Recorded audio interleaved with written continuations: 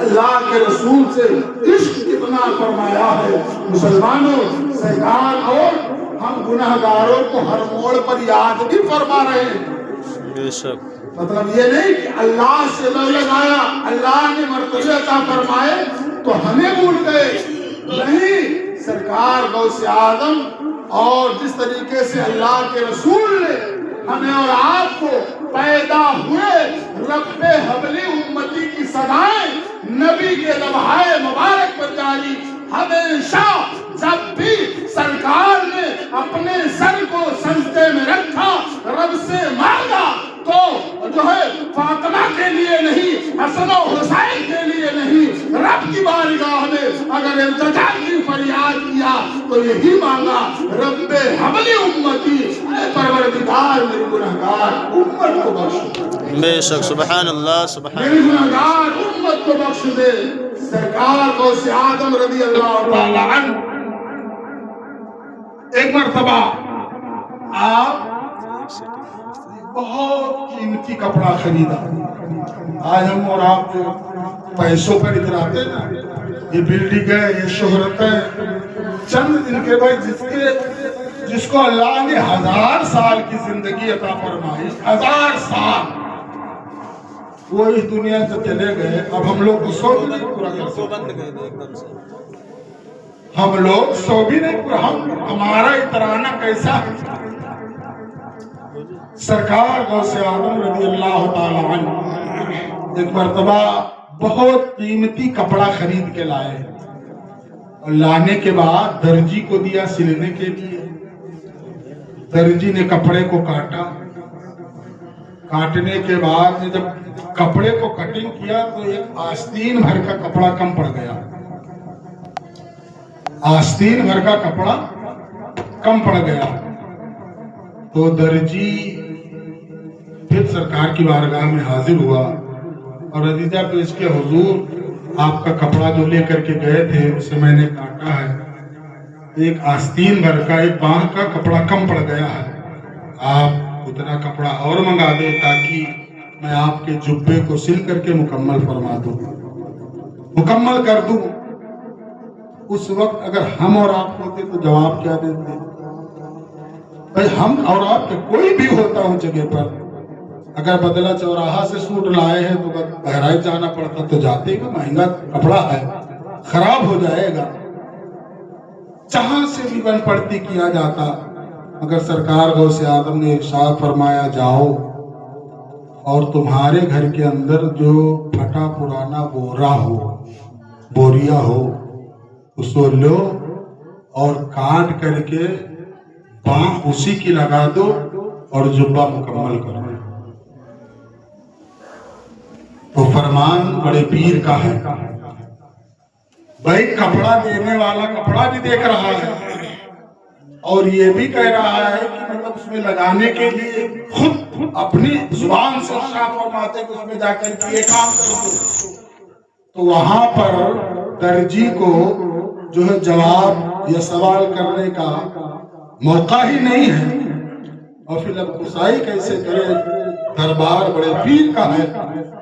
سنا، سننے کے بعد گیا گھر پہ اور سرکار غوث اعظم کے فرمان کے موافق ٹاٹ کا بوریا لیا، کاٹا، اور کاٹنے کے بعد میں اس باں کو، آستین کو اسی قیمتی جبے میں لگایا، جبہ تیار کیا۔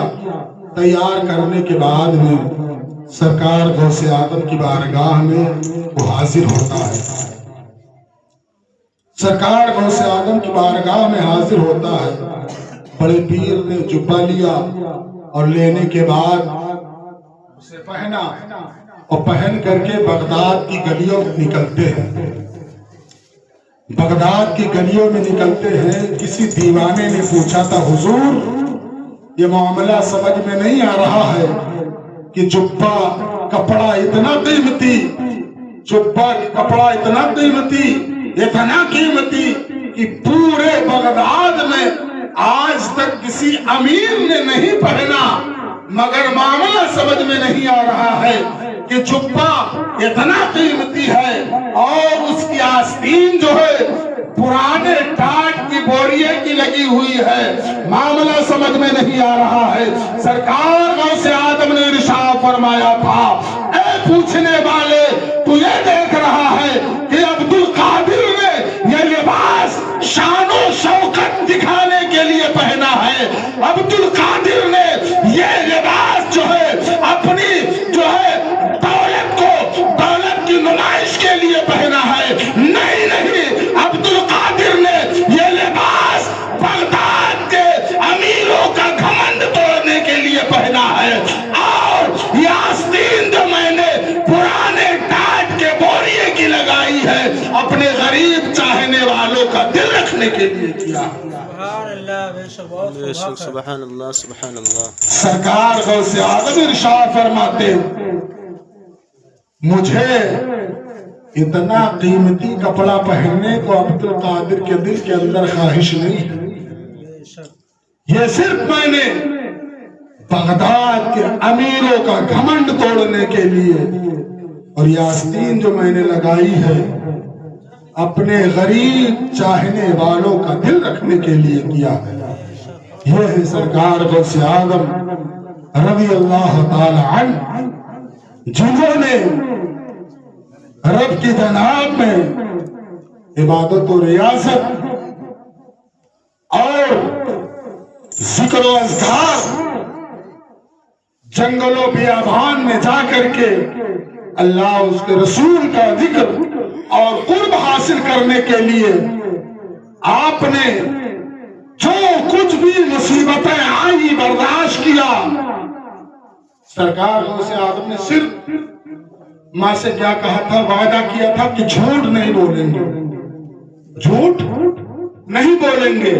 चले थे घर से, माँ ने कहा था बेटा जा तो रहे हो लेकिन मुझसे वादा करके जाओ कि झूठ नहीं बोलोगे। आपने वादा फरमा लिया, झूठ नहीं बोलेंगे। आए जंगल में डाकुओं ने काफिले को लूटा, पूरे काफिले को लूट लिया। और जो भी सरकार गौसे आदम के पास आता, बच्चे तेरे पास भी? हाँ मेरे पास 40 अशरफियां हैं। कहाँ है? यहाँ है। बच्चा समझ करके कि यूं ही कह रहा है, छोड़ दे चले दे। सारे डाकू एक बाद दीगरे आते रहे, सबसे आप यही फरमाते रहे। आखिर में जब पूरे काफिले वाले के माल को लूट लिया और लूटने के बाद जब सरदार के पास पहुंचे, पूरा काफिला लूट लिया। सरकार पूरा काफिला लूट लिया, पूरे काफिले का माल हमने इकट्ठा जमा कर दिया, मगर एक बच्चा है जो वो कहता है कि हमारे पास 40 अशरफियां हैं, मैंने उसे छोड़ दिया इसलिए कि वो बच्चा है, शायद झूठ कह रहा है। सरदार ने कहा नहीं, उस बच्चे को मेरे सामने लाओ। सरकार गौसे आदम को बुलाया जाता है और सरदार ने वही सवाल किया, बेटा कुछ है तेरे पास? कहा हाँ मेरे पास 40 अशरफियां हैं जो मेरे सदरी में अस्तर के नीचे सिली हुई है। कहा निकालो।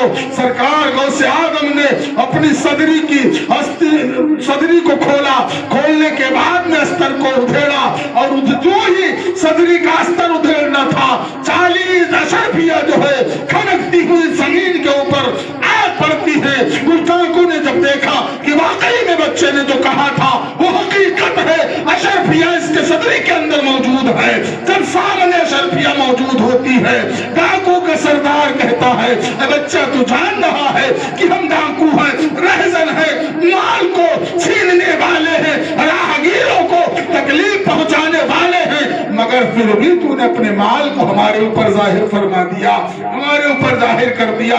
आखिर मामला समझ में नहीं आ रहा है कि तुझे मालूम है हम डाकू हैं, हम माल को गसब कर लेते हैं, माल को हड़प लेते हैं, राहगीर राह चलने वालों को नुकसान पहुंचाते हैं, मगर और तूने अपने हाथ से देखा भी तेरे सारे काफिले वाले के माल को डाकुओं ने लूट लिया। आखिर वजह क्या है? अगर तू अपने माल को छुपा लेता, तेरा माल बच जाता, तेरी दौलत बच जाती। कहा बस तुमने जो बात कही सच है, मैं चाहता तो ये दुनिया की दौलत बचा सकता था सिर्फ एक झूठ बोल करके। लेकिन जब मैं घर से चला था तो मेरी माँ ने कहा था, बेटा अब्दुल कादिर जा तो रहे हो मगर किसी मोड़ पर झूठ मत बोलना। और जब मेरी माँ ने ये जुमला मुझसे कहा था तो मैंने अपने माँ से वादा कर लिया था, ऐ अम्मी मैं वादा करता हूँ मैं झूठ नहीं बोलूंगा। سبحان اللہ میں جھوٹ نہیں بولوں گا، میں نے ماں سے وعدہ کیا تھا، اس لیے میں اپنے وعدے پر قائم رہا اور میں نے جھوٹ نہیں بولا۔ جب سرکار غوث آدم کے نبہائے مبارک سے یہ جملے سنتا ہے وہ سردار، فوراً آنکھیں ساون بھادوں کی طرح برسنے لگتی ہیں۔ بے شک اس نے کہا، سوچا دل کے اندر کہ بتاؤ یہ بچہ ماں سے اس وعدہ کیا اور اس وعدے کی خلاف ورزی نہیں کر رہا ہے، ہم کتنے بدبخت ہیں کہ ایک بچہ اپنے ماں سے کیے ہوئے وعدے کو نہ توڑ رہا ہے اور ہم پروردگار کے وعدے کے خلاف کام کر رہے ہیں۔ فوراً اس نے کہا کہ آج سے اے بچے میں اپنے سارے برے کام سے توبہ کرتا ہوں، اپنا ہاتھ بڑھا، کلمہ پڑھ کر کے اسلام قبول کرتے ہیں۔ بے شک سبحان اللہ سبحان اللہ اسلام قبول کرتے ہیں۔ مسلمانوں، ڈاکو نے سرکار غوث آدم کے دستے حق پر بیعت کی۔ سارے ڈاکو جو قافلے میں تھے انہوں نے کہا جب میرا سردار توبہ کر کے تائب ہو رہا تو ہم گناہ میں ہمیشہ اس کے کاندھے سے کاندھا ملائے ہوئے تھے، آج یہ تائب ہو رہا ہے۔